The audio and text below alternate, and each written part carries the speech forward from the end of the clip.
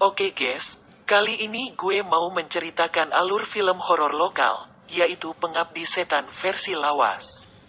Film ini dirilis pada tahun 1980 yang disutradai oleh Sisworo Gautama Putra. Film ini pun cukup terkenal di masanya, bahkan sampai dunia internasional. Film ini mengisahkan tentang sebuah keluarga yang jauh dari agama, karena sibuk dengan duniawinya. Penasaran dengan alur ceritanya? Yuk lanjut aja ke alur ceritanya.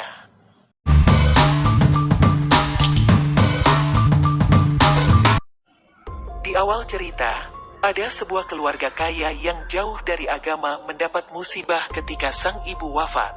Sang ibu bernama Mawarti meninggalkan seorang ayah bernama Mulato yang hanya peduli pada kehidupan bisnisnya.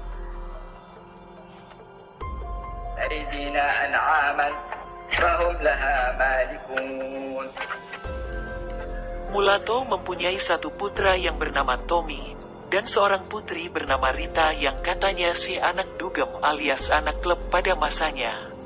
Sementara itu di dalam rumah juga terdapat seorang pembantu bernama Pak Karto yang taat agama namun sudah sakit-sakitan. Pada malam pertama setelah kematian Mawarti,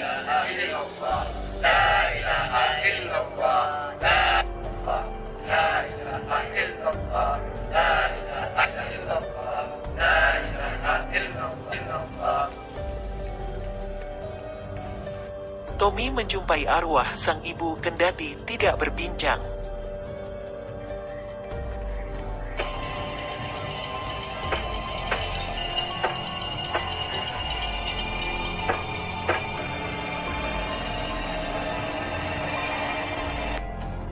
Di saat bersamaan, hal itu sempat dilihat oleh Rita.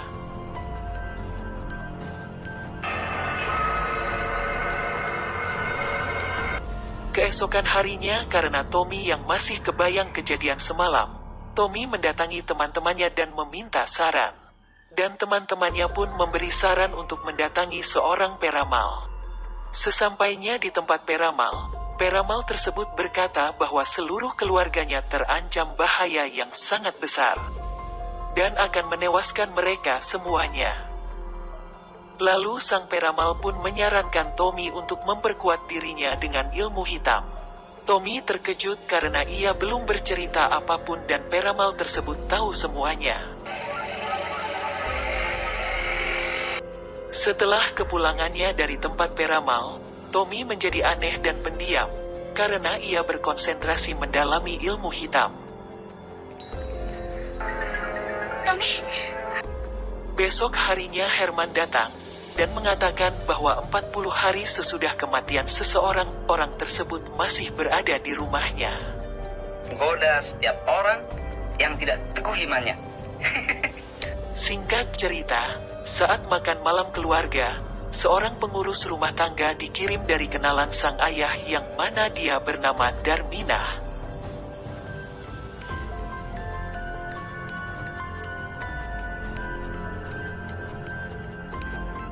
Besok malamnya Herman mendatangi Rita untuk mengajak Rita dugem, sebagai cara untuk menghilangkan rasa khawatir dan rasa stresnya.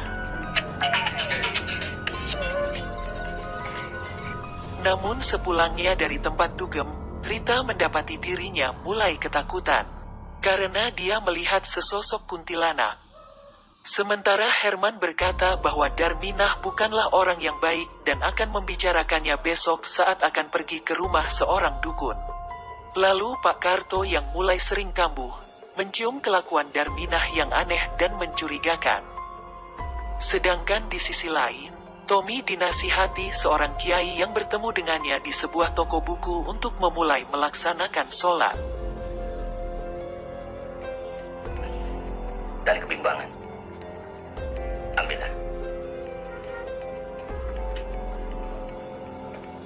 Saat dia ingin melakukannya, sesosok kuntilanak menghampirinya dan berkata kepadanya untuk menghentikan hal tersebut.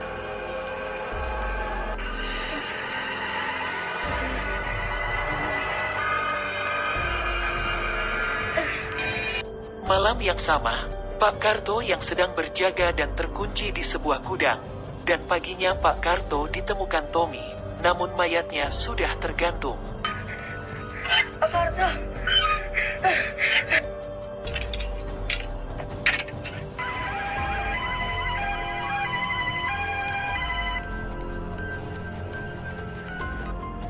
Di siang harinya, Herman yang baru pergi dari suatu tempat, nyaris menabrak seseorang wanita dan membuat dirinya tertabrak truk. Namun ternyata, wanita yang nyaris ditabraknya adalah Darmina.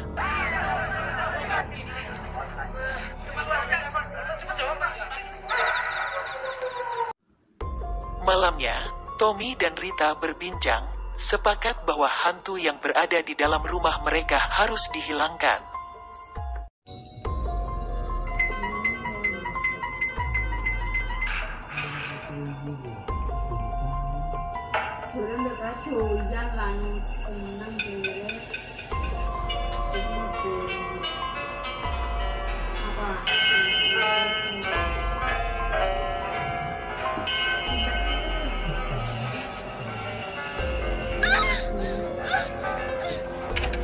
Saat Rita keluar, ia dikejar oleh zombie Herman yang mengejarnya, sehingga ia ditolong oleh Darmina.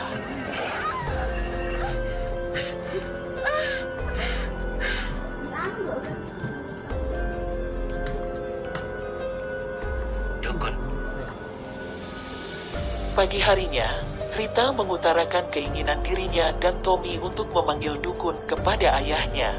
Ayahnya pun setuju dan memanggil dukun tersebut. Dukun yang disewa mendapatkan serangan pecahan kaca dan gerakan kelopak bunga. Sedangkan Rita, Tommy dan Munarto melihat kepala sang dukun dilempari chandelier yang berputar. Dan semuanya telah selesai, dan Darminah mengendap-endap pergi ke suatu tempat. Tommy pun mengikutinya dan ternyata Darminah pergi ke kuburan. Dan di belakangnya terdapat Herman dan Pak Karto yang sudah seperti zombie. Di kuburan itu Darminah membangkitkan Mawati untuk membunuh keluarganya sendiri.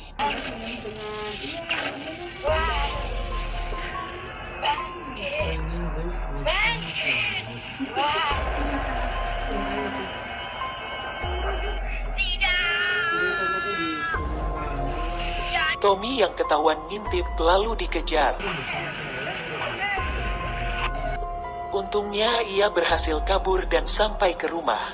Ia langsung memberitahu Munarto dan Rita akan apa yang dilakukan dan Darminah. Rita percaya, namun ayahnya tidak. Untuk membuktikan hal tersebut mereka pergi ke kamar Darminah yang ternyata Darminah sudah ada di kamarnya.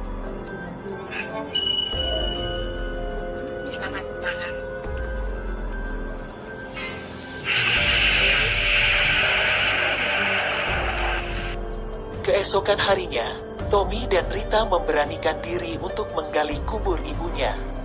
Setelah digali ternyata cukup mengejutkan. Bahwasanya, jasad dari ibunya masih ada di kuburan.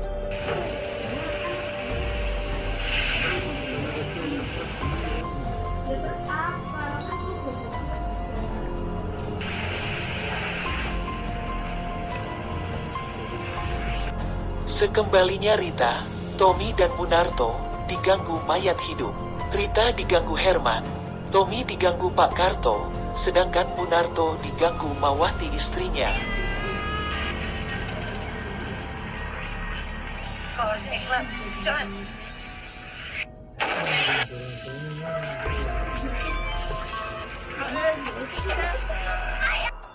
Setelah berhasil kabur dari kamar, mereka bertiga berlari ke ruang makan dan melihat Darminah memegang tengkorak dan dia sudah berambut kribo. Jadi ternyata di sini Darminah adalah setan yang berusaha mengintimidasi orang yang imannya lemah. Kami akan selalu datang di manusia-manusia. Kata Darminah, setelah orang yang imannya lemah diteror dan meninggal tanpa sempat bertaubat, orang itu akan dijadikan api setan di neraka. Habiskan mereka. Tunggu.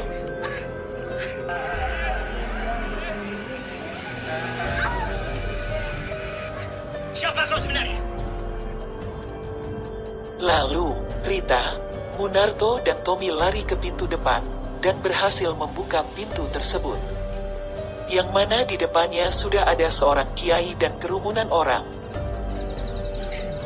Bersama-sama mereka menghadang Darminah dan ketiga zombie dengan hafalan surat Al-Quran.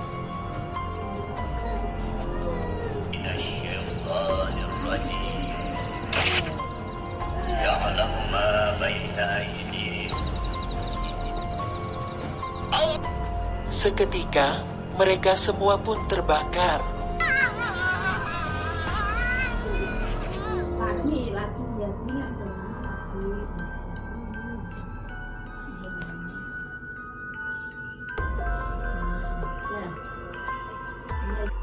Dan film pun berakhir dengan Munarto, Tommy dan Rita sudah bertobat, dan baru kembali dari masjid menuju mobil.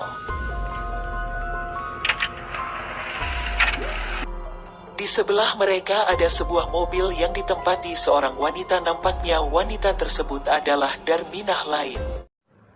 Oke guys, mungkin kurang lebihnya cerita dari film Pengabdi Setan versi jadul seperti itu. Mohon maaf jika ada kekurangan dalam menceritakan alur filmnya. Terima kasih bagi teman-teman yang sudah menonton, dan jangan lupa subscribe ya guys. See you next time.